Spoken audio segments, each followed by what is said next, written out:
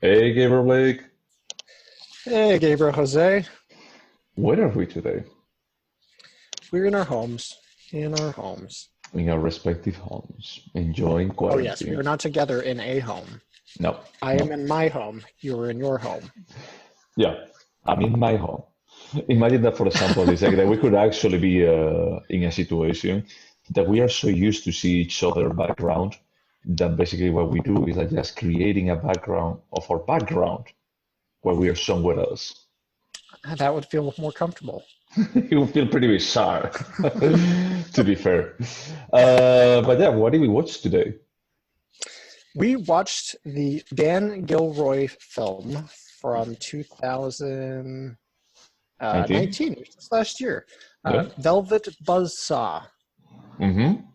a And this, satire set in the contemporary art world scene of LA. mm-hmm. And this was your pick. Why did you pick this? We went through this in the last podcast. I just really wanted to pick something with Alexander Skarsgård, and was disappointed in everything he's made in the Oh, last 10 years. And then I was like, oh, I like Jake Gyllenhaal. Let's find something of his. Then I remembered that I've been meaning to see this movie forever. Then I found out the director wrote The Fall, Tarsem's The Fall, which we love. yeah. And and I saw Night Creeper, No, Nightcrawler. Nightcrawler, Yeah. and remembered at least liking Jake Gyllenhaal's performance. And I like Rene Russo, and uh, it's got a great cast. John Malkovich is fantastic in it. Yeah. Yeah. I had to say, now that you mentioned Nightcrawler, is like I really like a Nightcrawler. I found it like from an aesthetic perspective, it was pretty good. It's true that there is no like, if I recall correctly, there was no like real resolution or anything. It's a bit more like this guy's a weirdo kind of situation. But it was like pretty well acted and it was like written properly from a perspective of how do you say, like just giving you this kind of uneasy feeling. Yeah. He does the sinister tension Yeah. really well. I feel like. Um, what did you think?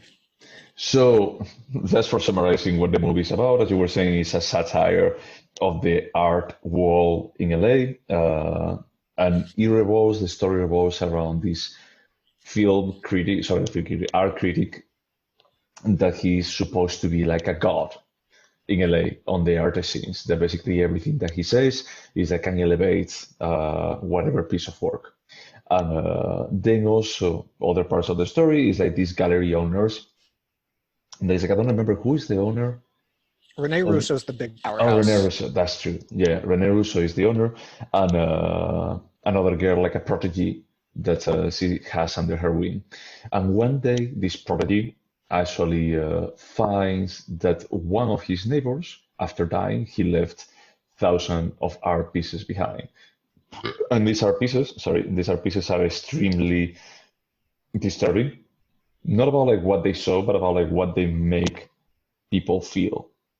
And Yeah, also at the same it's time, not gore. It's yeah, just disturbing work. Yeah. yeah. It tries to actually just portray disturbing scenes, but at the same time, it's not only about those scenes per se. It's about like what people feel when they look at it. They start like just losing their mind. Basically, they start like just going insane. Some people are really slow, or they're like going crazy. And the painter, this artist, this guy, he actually left an order of no one. Sorry, all my work should be destroyed after I die. Yeah, he had no friends and family. He was basically a hermit. Nobody knew Yeah, him. yeah. So basically, it's the whole story about how this prodigy lies about what this work is, and how people start like just selling them, distributing them, and how the people that try to benefit from his work end up having terrible art-related deaths. You make it sound so dumb. So dumb. Because it is. I'm sorry, I found this movie super dumb. I found this movie that is like, look, I understand what you're trying to do. I understand that the acting was probably the best thing. Is the thing Yeah, that I it was like the fantastic. most. Yeah, Jack Gilligan does like an amazing job. Tony Collette is Tony Collette, so she's always amazing. Brennan Russo does a good job. But I, it fell short for me. It's like I know what you're trying to do, but it's like it's so on the nose that is like it's at least when I was watching The Square, I found it like more elaborated. It was not subtle either, but it's like I found it like a bit more believable. In this one, it actually just goes like crossing the line into just trying to be a bit more metaphorical. But the scene where the hobo Oh robot, God, that's the moment where I was like, no, yeah, and even the scene with the graffitis, when she goes into the, that was super lame too. yeah, is that those deaths I felt like, and then the death with Rene Russo, that is like, That was oh, the is this, you like that? No, that was the dumbest one. I Yeah, was so upset because I was loving that scene where she visually, mimics the guy's painting and the cat sits. I thought that was great, and then like, really, your tattoo is gonna kill you? yeah. Oh, fuck you, Dan Gilroy.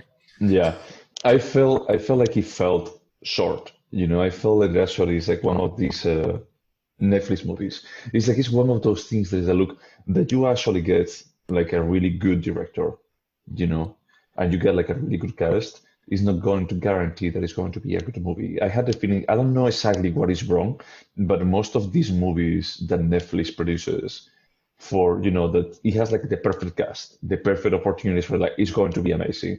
Because this coming from Dan Gilroy with Jack Gyllenhaal is okay. I would expect like something up to the level of Nightcrawler, but it's like no, this is not the case. And many times they just fall short. I don't know if they are like just lacking like a proper supervision channel, and they give like completely like a carte blanche about like no, just do whatever you want. Just make a Like, movie. A movie doesn't matter. yeah, we don't care. It's like, as long as it has your name, that's fine.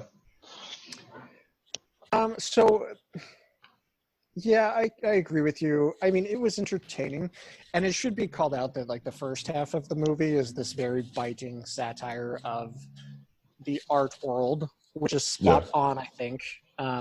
And then it completely changes to a horror film where it was basically like not Saw. What's the one? I Know What You Did Last Summer. Is that where they kill off each one? Yeah, that's the one. Yeah. But Yeah, they start dying and they start like figuring out why they're dying. But like, the funny yeah. thing is like in this one, even when they figured out why they're dying, is that they're like, we don't care. I like the money. It was the one thing that I thought was made this movie worth watching was Jake Gyllenhaal's performance, which blew my mind. That was Yeah, incredible. yeah. But I mean, it's what we were discussing. We mentioned it last week that is like after watching Enemy, I have even like a deeper respect for him. He's like he's capable of so many different roles. yeah, I he's think, very yeah, talented. yeah. I have the feeling that is like one of these underappreciated actors nowadays. I mean, he did do Brokeback Mountain, so Sure, yeah, and his acting is good. But what I was telling you earlier, all like, okay, I was high while watching this movie. It's like I was feeling like pretty okay with the movie until it actually turned into this sub horror kind of thing. And at that point, it's like, wow, am I going to be able to handle this while I'm high watching it? I was like, yes, because it's not good. no problem. Because I don't care. It was way more fun as just somebody watching the movie to see the art satire and these very strong characters just being disgusting human beings and thinking that they're so special and they're so pretentious. Like I was like, okay, this is great, and then Yeah, and then turn into that. Yeah, I yeah, would say that the only death that I found interesting, that it was a bit more of a critique, that was like part of the satire, is Toni Collette's death. When she's actually dead when they open the museum, you know? And you sit there like for 10 minutes, people walking around, like, oh, that's part of the exhibit. which is totally believable. Yep. And when the new art dealer for John Malkovich walks into his studio and there's just a pile of trash, and he walks up and he's like, "This is Wow. outstanding." I'm sorry, you can go see that at the MoMA right now. Well, not right now because it's closed, but yeah, Right. Yeah. that's true. Yeah, I understand that, but it's like I think that when I compare it with the Square, that it did the same like several years ago. I think that the Square actually elevates the satire. Well, this one it feels like okay, the first 40 minutes is good. I mean, it's not that it's good. It's It enjoyable was and fun to watch, yeah. yeah, it's an enjoyable piece. But it's like the other part it was like so cringeworthy. There were like many scenes that are like this. No, you don't do that. it should be noted that we always check Rotten Tomatoes and Metacritic and whatever ratings aggregates sites are available. And this movie has like consistently in the 90s on all of them. Oh, not on Metacritic. I mean, let me just check it again, but I think that on Metacritic was a 61. And on IMDb it was 5.7. And Rotten Tomatoes was a 62. What? Yeah. What film did I look up that was I don't know, had man. those great scores? No, but I'm it's like, completely wrong on all that. yeah, but the funny thing is like for audience score is a 35. That's not good. Yeah. So I don't know, man. I mean, I think I'm at a point that everything that comes from Netflix, and like, I don't trust it. I don't know if you actually put money into this. I think that is just your new idea of like building up your catalog. It doesn't matter if it's good or bad. You need to Yep, just I fill agree. it up. How many billions did they say they were using to make new content this year? Oof, I don't It was remember. insane. Yeah, I don't know what score I was thinking of. Yep, this just totally left me wanting more and better, and I wouldn't recommend this to anybody, and I wouldn't watch it again. I would have been okay not watching this movie. It's not that it was offensively bad. It was just so, I mean, it's perfectly mediocre. Yeah, yeah, yeah. I don't know, man. I mean, I agree with you. Do you think that from an artistic perspective, does he have something? Um, not, I don't think it had anything that hadn't been shown before, and movies done better. I mean, visually, it is stylish, 100%, but it's not like mind-blowingly original, like maybe I expected because the guy wrote The Fall, and that was mind-numbingly good. Yeah, but that was a bit more because of Tarzan. Aesthetically. Sure. Aesthetically. No, you're right. I just, when you're associated with a project like that, you just kind of have expectations to deliver similar caliber work, and this was not similar caliber. Sure, but I think that this a bit, once again, it's like I don't know what is going on with the Netflix generated content because Nightcrawler was a good movie. And was that a Netflix original? No, it was a Dan Gilroy movie. That's because studios are currently still better at making movies. Netflix might get there, but you can't compare. But I mean, it's true that he also did Roman J. Israel-esque, and that has like a terrible score. And that was So a Netflix movie? no, that was a Dan Gilroy movie. So it's true that maybe the director is not the most consistent one, maybe, but it's that Nightcrawler was an amazing debut movie. Then he did like something that it was mediocre, and then he did blah blah blah. So that is the epitome of mediocre. I think I saw Nightcrawler in theaters. Oh, you did? Nice. Yeah. Pretty sure I did. I think that I watched it on Netflix, and I was like really surprised. I was like, this was a good movie. So I don't know, man. I mean, I just feel like after watching this and Nightcrawler, if someone were to ask me, "Are you excited about a new Dan Gilroy movie?" Oh, nope. I think you may have been one hit wonder. Probably, but it's like this new situation that I will wait for the reviews to see if it's good or not, but I have no idea if this is going to be good or not. Yeah, what a pity. And I did pick it because I wanted something lighter. Yeah. I think I'm still getting the Turin horse out of my mouth. So didn't we watch? we watched something. Yeah, we watched Hackers after that. But the Turin horse was a lot. It was a lot. We also watched Higher Spry. So, what will be your score for this? Or should I score first?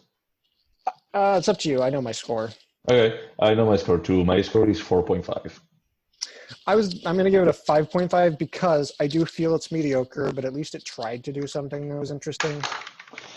I mean, the thing is, like, I'm not even sure if what it was trying to do it was interesting or not. I mean, I think there is like a satire about the modern art has been done before, and the Square is That's significantly why better he than turned it this. into a murder film, a horror film at the end. Sure. But that was like built in, and I understand it is okay. Your angle is not about like just a mediocre museum director that allows everything to get out of control. Is a basically his angle is like, okay, I'm going to be making a critique about art, just putting like a complete outsider that it has like some kind of evil property for just convincing people over. And it's a look just from the design, from the get-go, your angle is stupid. Yeah, no, it's true. It's, I don't know what you were envisioning in your mind about like how this could play out well, because the part about like satire of the mother art, that's okay. It's like everyone can get behind that. With Tony Collette, that's perfect. But the other part about like just making a psycho thriller horror bullshit that there are no rules whatsoever is that that's just bad. It's just poorly written, other part.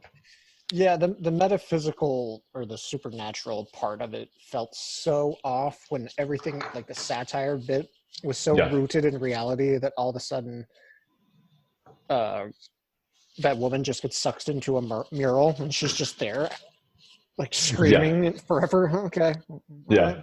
And the monkeys grabbing the other guy. That was my first indication. Oh no, maybe this is gonna go. This could go bad because it was interesting, like that guy lighting himself on fire in the truck by accident because he was obsessed with the paint. Interesting, but then when he runs into an empty gas station and there are monkeys jumping out of the painting, Yeah, and besides that, it actually makes you think about, okay, if we're talking about always in this kind of super, I don't know, like supernatural stories, they try to have some kind of rules. They try to make about, okay, there are some principles here. Ghosts don't kill randomly. And in this right. case, they actually mention is that they are killing everyone that was trying to make themselves rich through their art. It's not about like everyone that look into their art. It's a bit more like the people that they were trying to make money out of it. So, what do you think is going to happen to the homeless person who sold his painting at the very end? I don't know. He would just suffocate with a burrito. I honestly, I don't know. But it was like such a stupid thing that is a look, and you actually want to leave this open-ended? Like there may be a sequel. Please, no, no. I have a very, very clearly favorite scene of the film that stood out to me so much. Did you have one? I think that I told you like the one with Tony Collette death on the ground and the high and the school students, like just stepping over the blood and the helper, like just coming there. Oh, what's your favorite scene where the helper goes back to I don't know, it was where was it from, like Oh, Minnesota, like Michigan or something? Michigan, and she takes back the evil cat. It was not. It was when the credits start rolling and you see John Malkovich just like painting designs. Like he had so little to do with the story, and he was a good guy. And at the end, you just see him making natural sand art with a stick, and then it just ends. Yep, You're yep, like, yep, that's it. that was amazing. Yeah, I mean, that part. I'm not saying that the movie doesn't have good stuff. I just think that it's fail. That it has more flaws than virtues for me. Yep. No, we completely agree. I couldn't argue anything in defense of it You wouldn't defend it. besides James Bond. Yeah, no, Jake Gyllenhaal was great. Yeah. So next week is my turn, and I mentioned that I would like us to watch an Argentinian film by Carlos Sorin that is called Intimate Stories. I don't know if you're going to be able to find this, honestly. Yeah, so we just have the caveat that if we can't find the film, Yeah, we will just change to something else, unfortunately. we'll watch Clueless again. Never. Never. But there is also this movie that I want to watch. Well, this show, I'm Just in America from HBO. Oh, I've heard it's really good, right? Yeah, yeah, that's what I heard too. I mean, I watch Intimate Stories, but I don't know. I would love to watch it again. It has been like a really, really long time. And it's another one of those movies that I was like, wow, this was amazing as a teenager. That I just wonder, like, did they have any kind of taste back then? Well, we'll see. All right. Well, this was great. Thank you so much for listening, folks. Wash your hands. Bye.